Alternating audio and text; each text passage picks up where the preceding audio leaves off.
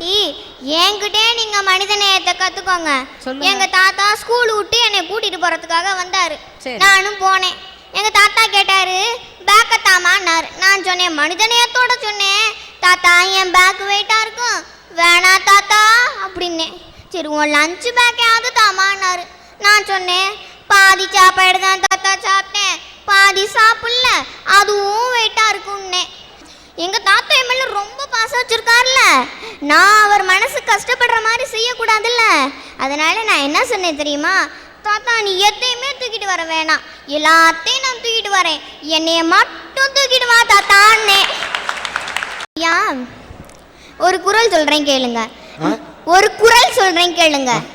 நெருநல் உளன் ஒருவன் இன்றில்லை என்னும் பெருமை உடைத்து இவ்வுலகு. அந்த குறளுக்கு என்ன தெரியுமா அர்த்தம்? நேற்று இருந்தார், இன்று இறந்தார், நாளை அவர் இல்லை. அப்படி வாழ்றதா என் வாழ்க்கை இல்லையா? நேற்று இருந்தார், இன்றும் இருக்கிறார், நாளையும் இருப்பார், என்றும் அவர் வாழ்வார் என்ற வார்த்தை வரிகளுக்கு சொந்தக்காரரா வாழ்றவங்க தாங்க இந்த தேசத்தோட சொத்து. சரித்திரத்தில் இடம்பெற்றவர் நம்ம நேரு, சனங்கள் இதயத்தில் இடம்பெற்றவர் நம்ம காந்தி. அந்த மாதிரி எத்தனையோ தலைவர்கள், மாமனிதர்கள் மக்களோட இதயத்துல நிரந்தரமா குடியிருக்கிறாங்களே, அப்படிப்பட்டவங்க தான் இந்த தேசத்தோட சொத்து. மாணிக்கம் விலை உயர்ந்தது, அதை விட உயர்ந்தவர் மனிதர்கள் மாணிக்கம் நம்ம நேரு மாமா. ஐயா, உங்களுக்கு 3 மாணிக்கம் தெரியுமா? உங்களுக்கு 3 மாணிக்கம் தெரியுமா? மாணிக்கத்தை பெற, மாணிக்கத்தை பெற்ற மாணிக்கம், அதாங்க நம்ம நேரு மாமா, நம்ம இந்திரா காந்தி, நம்ம ராஜீவ் காந்தி. நேரு இந்தியாவுக்கு மட்டும் சொத்து கிடையாது, ஆசியாவுக்கே சொத்து, அணையாத விளக்கு. அவர் நமக்கு கொடுத்துட்டு போன சரித்திர சொத்துக்களை சொல்றேன் கேளுங்க. நேருவே சரித்திரம், அவர் எழுதியதோ உலக சரித்திரம், அவர் உண்டாக்குனதே இந்தியாவின் விடுதலை சரித்திரம்.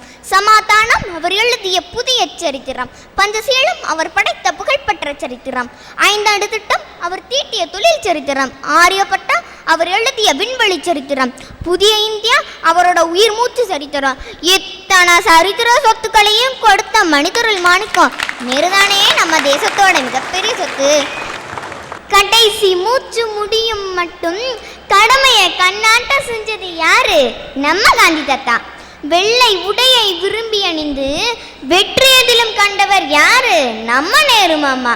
கருணையை நெஞ்சில் கனிவாய் தேக்கி காலமெல்லாம் தொண்டு செஞ்சது யாரு? நம்ம அன்னை தெரசா. நெஞ்சில் கோயில் கொண்ட சிறந்த தலைவர், தியாக திருவிளக்கு யாரு தெரியுமா? நம்ம காமராஜர். புதுமைக்கு பெருமை சேர்க்கும் புதுக்கோட்டையில் மனிதன் ஒவ்வொருவரும் நலம் பெற வந்த முதல் பெண் மருத்துவர் யாரு தெரியுமா? நம்ம முத்துலட்சுமி ரெட்டியார். நான் இவ்வளவு நேரம் சொன்னதுல இருந்தே உங்களுக்கு தெரிஞ்சிருக்கும் இந்த தேசத்தோட சொத்து யாருன்னு. இந்த மனிதர்கள் தாங்க இந்த தேசத்தோட சொத்துன்னு நான் அடையாள காமிக்க வந்திருக்கேன். அற்புதம்.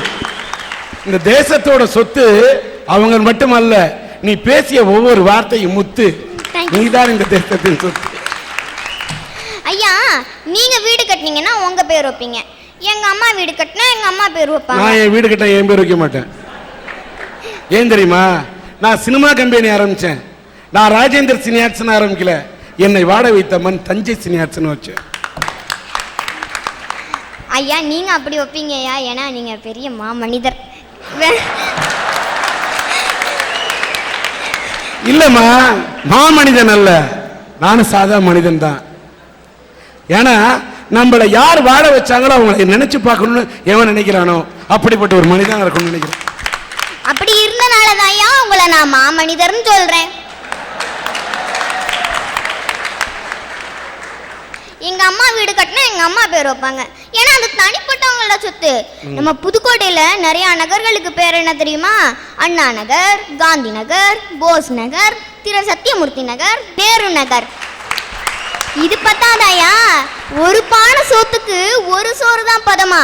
அந்த மாதிரி நம்ம புதுக்கோட்டையில மட்டும் இல்ல, எல்லா மாவட்டத்திலையும் அப்படின்னா இந்த மனிதர்கள் எல்லாருமே இந்த தேசத்தோட மிகப்பெரிய சொத்து தாயா.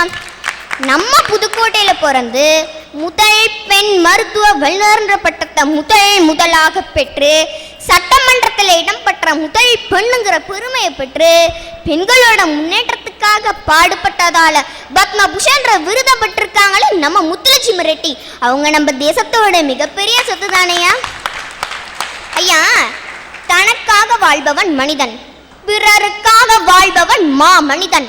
அப்படிப்பட்ட மா மனிதர்கள் இருக்கும் தலைமுறைக்கு மட்டுமல்ல, இனி பிறக்கும் தலைமுறைக்கும் பயன்படுபவர்கள். அவர்கள் தான் இந்த தேசத்தோட சொத்து ஐயா. உலகத்தோட ஒப்பற்றது எது தெரியுமா? பதிற்று 10, நவரத்தினங்கள் 9, திசைகள் 8, ஸ்வரங்கள் 7, சுவைகள் 6, புலன்கள் 5, வேதங்கள் 4, தமிழ் 3, திருக்குறளின் அடிகள் 2, உலகத்தின் சக்தி 1. அந்த சக்தி தாயா இந்த தேசத்தோட சொத்து. இந்த தேசத்தோட சொத்து தாங்க இந்த மா மனிதர்களும் தலைவர்களும் ஐயா. ஒரு தடவை காந்தி காரைக்குடிக்கு வந்தப்ப நோயோடு இருந்த கண்ணுக்குட்டிக்கு விச ஊசி படைச்சு ஜீவானந்தத்தோட வாக்குவாதம் வந்துச்சான். அப்போ கேட்டாரா காந்தி, ஜீவா உங்களுக்கு எவ்வளவு சொத்து இருக்குன்ட்டு. உடனே ஜீவானந்த சொன்னாரா, எனக்கு இந்த இந்தியா தான் சொத்துன்னு சொன்னாரா. இதை கேட்டு வியந்த காந்தி, இல்லை ஜீவா நீங்க தான் இந்தியாவோட சொத்துன்னு சொன்னாரா. காந்தியே அப்படி சொன்னார்னா ஜீவானந்தன் நம்ம தேசத்தோட மிகப்பெரிய சொத்து தானே. விடுதலை இயக்கத்தை அடக்கிறதுக்காக ஒரு மசோதாவை கொண்டு வந்தப்ப ஜேம்ஸ் ராங்கிலேன் வந்து திரு சத்தியமூர்த்திட்ட, நீங்கள் இங்கிலாந்து ஆட்சி கீழே இருக்க விரும்பாட்டினா வேற யாரோட ஆட்சி கீழே இருக்க விரும்புறீங்கன்னு கேட்டாங்களாம். உடனே அவர் சொன்னாரா, நாங்கள் யாரோட ஆட்சி கீழே இருக்க விரும்பலை, உங்களை உதச்சு வெளியே தள்ளி சுதந்திரமா வாழ விரும்புகிறோன்னாரா. இவ்வளவு தியாக மனப்பான்மையோட நம்ம புதுக்கோட்டையில் பிறந்த திரு சத்தியமூர்த்தி இந்த தேசத்தோட மிகப்பெரிய சொத்து தானேங்க ஐயா. பூக்கிற பூவெல்லாமா பூஜைக்கு வைக்கிறாங்க? இல்லை. பிறக்கிற மனுஷங்களாம் பெருமைக்குரியவங்களா? இல்லை. 1000ல் லட்சத்தில் ஒருவராய் இறந்தும் இரவாமல் நம்மளை வழி நடத்திக்கிட்டு இருக்க ஒவ்வொருவருமே மா மனிதர். அந்த மா மனிதர்கள் தான் இந்த தேசத்துடைய சொத்து. கொளுத்துற வெயிலையும் சரி, கொட்டுற மழையிலையும் சரி, -டிகிரி குளிர்லையும் நாடு நாடு நாடுன்னு நாய்படாத பாடுபடுறான் பாருங்க என்னுடைய ராணுவ வீரன். அவன் தான் சார் இந்த தேசத்தோட சொத்து. அவனுக்கு நான் மரியாதை செலுத்துகிறேன். மதுரைக்கு அந்தாண்ட போங்க, சில ஊர்ல எல்லாம் நான் ராணுவத்துல தான் என் பிள்ளைய சேர்ப்பேன்னு சொல்லிட்டு வாழக்கூடிய குடும்பம் இருக்கு. ஒரு ஊர்ல எல்லாருமே ராணுவத்தை சேர்ந்தவர்கள். இப்படியெல்லாம் இந்த தேசத்துக்காகவே தங்களை அர்ப்பணிக்கணும்னு வாழக்கூடிய குடும்பம் இருக்கிறது, பரம்பரை இருக்கின்றன. மனித நேயம் படைத்தவர்கள் இருக்கிறார்கள், தேசப்பட்டு உள்ளவர்களும் இருக்கிறார்கள். பூக்கள் எல்லாம் சேர்ந்து ஒரு தடவை சேவை செய்ய மாட்டோன்னு போராட்டம் நடந்துச்சான். அரசருக்கு ஒரே சந்தேகம், எல்லா பூக்களையும் அரசவைக்கு வர சொன்னாராம். கேட்குறாரு வரிசையா நிப்பாட்டி, ஏன் நீங்கள்லாம் சேவை செய்ய மறுக்கிறீங்க? என்னுடைய இந்த கம்பீரமான கழுத்தில் தோளில் மாலையா இருக்க உங்களுக்கு இப்போ பெருமை இல்லையா? இல்லை கடவுளுடைய சன்னதியில் நீங்கள் பூஜிக்கப்படுறீங்களே அது பெருமை இல்லையா அப்படின்னு கேட்டாராம். அதுக்கு இந்த பூக்கள் என்ன தெரியுமா சொன்னுச்சான், உங்களுடைய தோள்களில் நான் மாலையா இருக்கிறது எனக்கு பெருமை இல்லை, கடவுளுடைய சன்னிதானத்தில் நான் மாலையா இருக்கிறது எனக்கு பெருமை இல்லை. எவன் ஒருவன் மனிதாபிமானத்தோட மனித நேயத்தோட இந்த நாட்டுக்காக உழைச்சு தன்னோட உயிரை கொடுக்கிறானோ அப்படிப்பட்ட ராணுவ வீரனுக்கு இறுதி ஊர்வலத்துல தூவுற அந்த மலராத்தான் நான் இருப்பேன்னு சொன்னிச்சான் சார். அது மட்டும் இல்லை, அப்படி மலரா நான் தூவப்படும் போது எல்லாரும் என்னை மிதிச்சுட்டு போவாங்க, அப்படி நான் மிதி வாங்குறது தான் என்னுடைய பிறவி பலன்னு சொன்னிச்சான். இங்கதான் சார் நிற்கிறான் என்னுடைய ராணுவ வீரனும் அவன் மனசுக்குள்ள இருக்கிற மனித நேயமும். அந்த பூ ஏன் அதை விரும்பியது என்று சொன்னால், அந்த ராணுவ வீரனை அவன் செய்த தியாகத்தை அவர்கள் மதித்து விட்டு செல்லுகிறார்கள். அதனால் தான் அந்த பூக்களை அவர்கள் மிதித்து விட்டு செல்கிறார்கள். அப்படி மதிக்கின்றவர்கள் தன்னை மிதிப்பதையே ஒரு மதிப்பாக அந்த பூக்கள் கருதியதாக எடுத்துக்கொள்ளலாம். அதனாலதான் சார் சொல்றேன், மனித நேயமும் மனித நேயத்தோட சேர்ந்த ராணுவ வீரனும் தான் இந்த தேசத்துல அசைக்க முடியாத சொத்து. இன்னைக்கு ஒற்றுமையை பத்தி பக்கம் பக்கமா படிக்கிறோம், பத்திரிகையில போட்டு எழுதுறோம். ஆனா நம்ம நாட்டுல எங்க சார் ஒற்றுமை இருக்கு? இந்த தேசம் இன்னைக்கு செதஞ்சு சின்ன பின்னமா போய் கிடக்குனா அதுக்கு காரணம் ஒற்றுமை இல்லை. எங்க பார்த்தாலும் மத பிரச்சனை, ஜாதி பிரச்சனை, டீச்சருக்கும் ஸ்டூடெண்ட்டுக்கும் பிரச்சனை, ஏன் ஃபர்ஸ்ட் பெஞ்சுக்கும் 2வது பெஞ்சுக்கும் பிரச்சனை கிளாஸ்ல. ஆனா எல்லையில நீ ஹிந்து, உன்னோட நான் சேர மாட்டேன், நீ கிறிஸ்டின், உன் கொள்கை எனக்கு ஒத்து வராது, நான் முஸ்லீம், எனக்கு என்னுடைய மதம் தான் முக்கியம்னு எந்த ஒரு ராணுவ வீரனும் நினைச்சிருந்தா இன்னைக்கு நம்ம இந்தியாவில் 1 சதுர அடி நிலம் கூட மிஞ்சி இருக்காது சார். ராமனும் ரஹீமும் ராபர்ட்டும் எல்லையில கைய கோத்து நிக்கலைன்னு சொன்னா இன்னைக்கு நம்ம தேசம் நம்ம கையை விட்டு போயிருக்கும் சார். அப்படிப்பட்ட ராணுவ வீரன் தானே இந்த தேசத்தோட சொத்து. இந்த ராணுவ வீரர்னு சொல்றாங்களே, இந்த ஆளு எங்க ஊர்ல 2 பேர் மிலிட்டரிக்காரர் ரிட்டையர் ஆகி வந்திருக்காங்க. அவங்க என்னை கூப்பிட்டாங்க, மாப்பிள்ள நாங்கள்லாம் மிலிட்டரியில் இருக்கையில் 6 மணிக்கு எழுப்பி விடுவாங்க, ஆனால் எங்களை மட்டும் 3:30க்கெல்லாம் எழுப்பி விட்டுருவாங்கடா. அப்போ 3:30லேருந்து சுட ஆரம்பிக்கிறவங்க நாங்கள். இவங்க எந்திரிக்கிறதுக்குள்ளே நெருக்கி 200 ஷூட்டிங் முடிச்சிருவோம்டான்னு. என்ன மச்சான் 2 பேரை சுட்டவனையெல்லாம் பேப்பரில் ஓட்டேன், உங்கள் பேரே காணாமடான்னு அவன் சொன்னேன். நாங்கள் எங்கடா ஆளை சுட்டோம், தோசை சுட்டோம், புரோட்டா சுட்டோம், இட்லி சுட்டோங்கிறேன். இன்னைக்கு எத்தனையோ வீரர்கள் அந்த குண்டடி பட்டு செத்துக்கிட்டு இருக்கான். அதையெல்லாம் என்ன சொல்லிட்டு சாகுறான் தெரியுமா?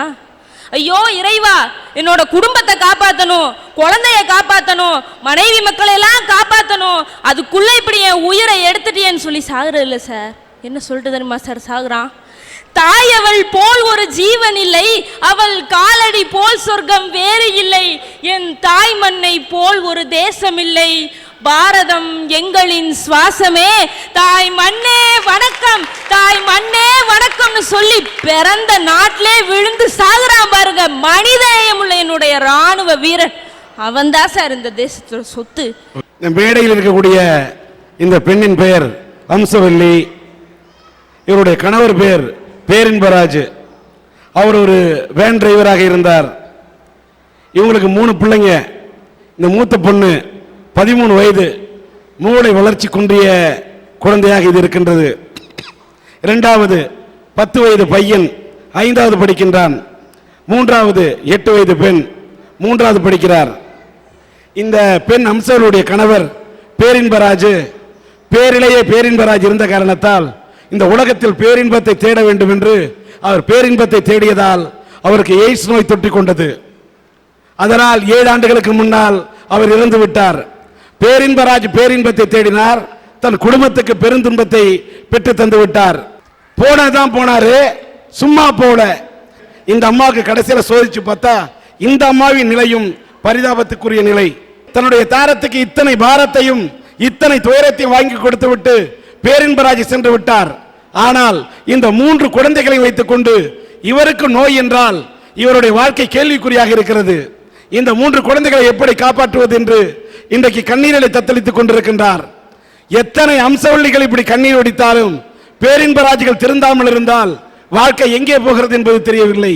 அதனால் இவங்களுடைய குடும்பத்தில் விளக்கேற்றி ஒரு பெட்டிக்கடை வைக்க வேண்டும் என்ற இந்த மனிதநேயம் உள்ளவர்கள், அரட்டை அரங்கத்தை காணக்கூடியவர்கள் இந்த அம்சவல்லியின் வாழ்க்கையிலும் அவருடைய குழந்தைகளின் வாழ்க்கையிலும் ஒரு விளக்கை ஏற்றி வைக்க வேண்டும் என்ற எண்ணத்தை இந்த அரட்டை அரங்கத்தின் முன்னால் வைக்கின்றோம். சன்டியினுடைய அரட்டை அரங்கத்தோடு SRM யூனிவர்சிட்டி இந்த குடும்பத்துக்காக 5000 ரூபாய்க்குரிய காசோலையை அளிக்கிறார்கள்.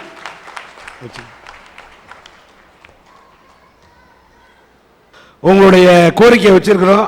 நிச்சயமா சன்டியினுடைய அரட்டை அரங்கத்தை பார்ப்பவர்கள், பார்க்கக்கூடிய எத்தனையோ நேயர்கள் மனமாறி அவர்களோட மனமிறங்கி உங்களுடைய வாழ்க்கையில் விளக்கேற்றுவார்கள் என்ற முகமாக அப்படி வந்து அந்த பணத்தை அனுப்பி வைக்கிறோம். உங்களுக்கு பெட்டி கடை வச்சு வாழ்க்கையை பார்த்துங்க. நன்றிம்மா.